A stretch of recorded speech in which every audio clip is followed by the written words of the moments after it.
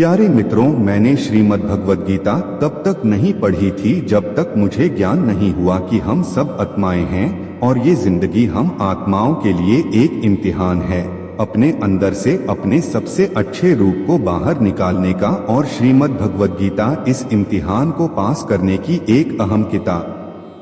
भगवद गीता के 18 अध्याय हैं और यह संस्कृत में परमात्मा द्वारा दी गई थी।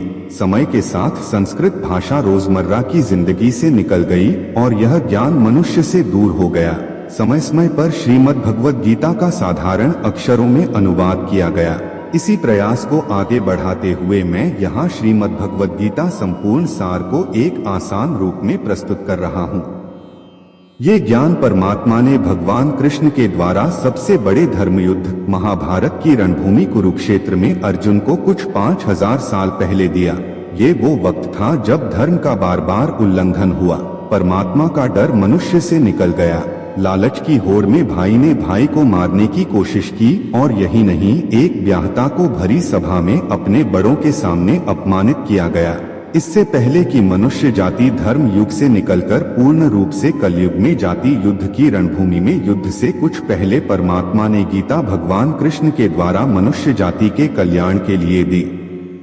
गीता परमात्मा द्वारा दी गई किताब है जो किसी एक धर्म के लिए नहीं बल्कि पूरी मनुष्य जाति के लिए है, पूरी इंसानियत के लिए है, सब आत्माओं के लिए है। क्योंकि ये आत्मा को परमात्मा के बारे में, उसकी सृष्टि के बारे में और सबसे अहम यह उन कायदों के बारे में समझाती है जिनका आत्मा को मनुष्य के रूप में हर हाल में पालन करना होगा, रक्षा करनी होगी। और इन्हीं कायदों की बुनियाद पे एक आत्मा को शरीर त्याग करने के बाद परखा जाएगा और इस परीक्षा से पास होने पे हमेशा के लिए इस जन्म और मृत्यु से मुक्ति मिलेगी।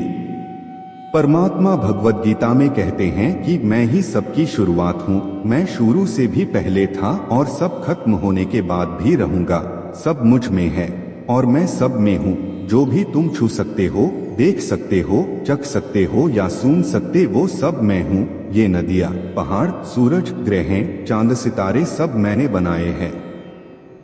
मैंने ही भगवान, शैतान, राक्षस और इंसान बनाया। मैं सर्वव्यापी हूँ, सब में रहता हूँ, सब मैं हूँ, मैं हूँ, मैं ही हूँ। मैं ही ब्रह्मा बनकर सब बनाता हूँ और रुद्र बनके सब नष्ट कर देता हूँ। मैं ये सृष्टि यूं ही बनाता और तोड़ता रहूंगा ताकि आत्माओं को मौके मिल सके इस जन्म और मृत्यु से मोक्ष पाने को, हमेशा के लिए परमात्मा के साथ रहने को। भगवद गीता कहती है कि इस सबसे बड़ी परीक्षा के लिए परमात्मा ने प्रकृति का निर्माण 5 तत्व हवा, अग्नि, जल, पृथ्वी और ईथर से किया, जिन्हें हम छू के, चख के, सूंघ के और देख के हम समझ सकते हैं। पर खुद परमात्मा इन 5 इंद्रियों के समझ से बाहर हैं। उन्हें आत्मा इन इंद्रियों से नहीं जान सकती। आत्मा 5 इंद्रियों के साथ वैसे ही है जैसे एक लोहे का रोबोट जिसे अपने बनाने वाले का कोई पता नहीं। अर्जुन को भी परमात्मा का विराट रूप देखने के लिए भगवान कृष्ण ने दिव्य नेत्र दिए।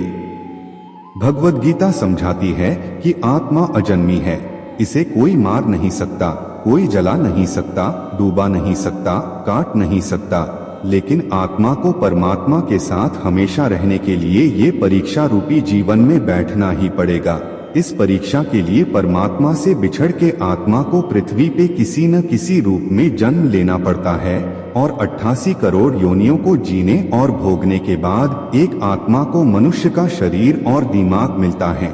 इस सबसे बड़ी मर्यादाओं की परीक्षा में बैठने के लिए हर मनुष्य को इस पूरी परीक्षा के दौरान तरह तरह की अच्छी और बुरी भावनाओं की चक्रव्यूह में अपने ही भाई बहन और मित्रों के साथ डाला जाता है, जिसमें हर आत्मा को अपने अंदर के तामसिक और राजसिक अवगुणों से निकल के सात्विक जीवन में प्रवेश करने के मौके मिलते हैं।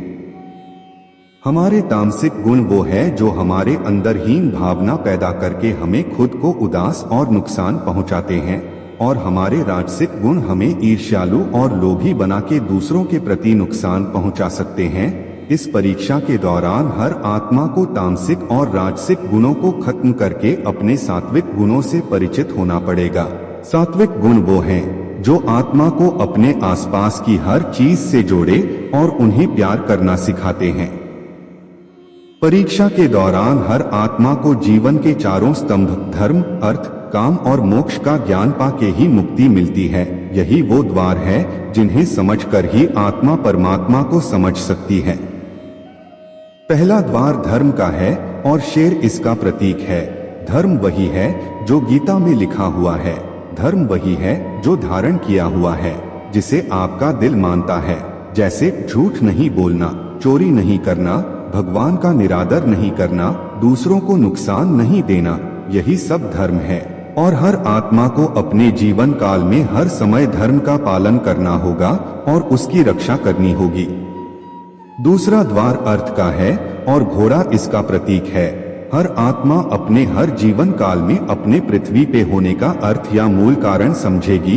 इस जिंदगी में भोगने वाली चीजें और रिश्तों का आनंद लेगी। अच्छा बेटा और अच्छी बेटी, अच्छा भाई या अच्छी बहन, अच्छा पति या अच्छी पत्नी बनके हर दुनियावी रिश्ते पर खरी उतरेगी और इस परीक्षा को पास करेगी। तीसरा द्वार काम का है। भगवद गीता समझती है कि हर मनुष्य के अंदर काम, क्रोध, लोभ, मोह, अहंकार और ईर्ष्या जैसी 6 भावनाएं हमें अपने और दूसरों के प्रति नुकसान पहुंचा सकती है।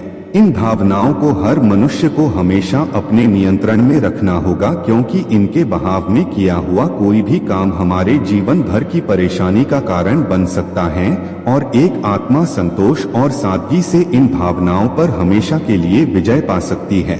चौथा स्तंभ मोक्ष का है और हाथी इसका प्रतीक है। इस परीक्षा रूपी जीवन में हर मनुष्य हर समय कुछ इच्छाएं रखता है।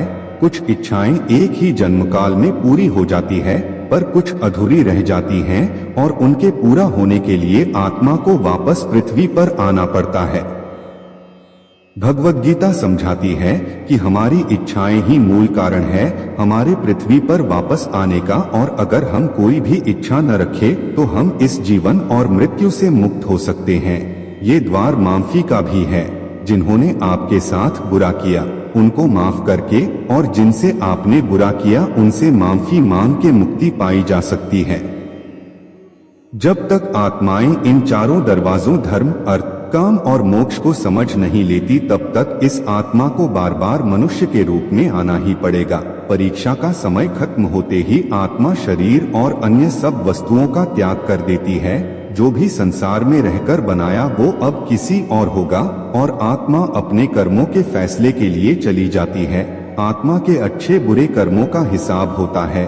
अपने अच्छे कर्मों के लिए आत्मा कुछ वक्त के लिए स्वर्ग और दुष्कर्मों के लिए नर्क चली जाती है। नर्क में आत्मा को अपने पापों के अनुकूल सजाएं मिलती हैं, पर सजा खत्म होने के बाद आत्मा को फिर से एक नया शरीर और नया दिमाग मिलता है इस परीक्षा में फिर से बैठने के लिए, और हर परीक्षा में वही सब फिर दोहराया जाएगा। जिंदगी के 4 स्तंभ धर्म, अर्थ, काम और मोक्ष को समझने के लिए हर जन्म में अपने कई जन्मों के कर्मों के हिसाब से हर आत्मा को कभी अच्छे तो कभी बुरे हालातों से जाना पड़ता है। लेकिन जब तक आत्मा परमात्मा के साथ योग को नहीं समझ लेती तब तक वो मुक्ति नहीं पा सकती। भगवद गीता समझाती है कि मनुष्य अपने शरीर, दिमाग या दिल से भगवान को पा सकता है। शरीर द्वारा किए कर्मों के माध्यम से परमात्मा को पाने को कर्मयोग कहते हैं। ऐसे कर्म जो परमात्मा की इच्छा से हो और दूसरों के कल्याण के लिए हो। वाल्मीकि ने रामायण लिख के श्रवण ने अपने माता पिता की सेवा और उन्हें 4 धाम की यात्रा कराकर अपने कर्मों द्वारा परमात्मा को पाया। श्रीमद् भगवद गीता समझाती है कि एक आत्मा दिमाग से भी परमात्मा के साथ योग लगा सकती है। इसे राजयोग कहते हैं, क्योंकि दिमाग या मस्तिष्क सब इंद्रियों का राजा है।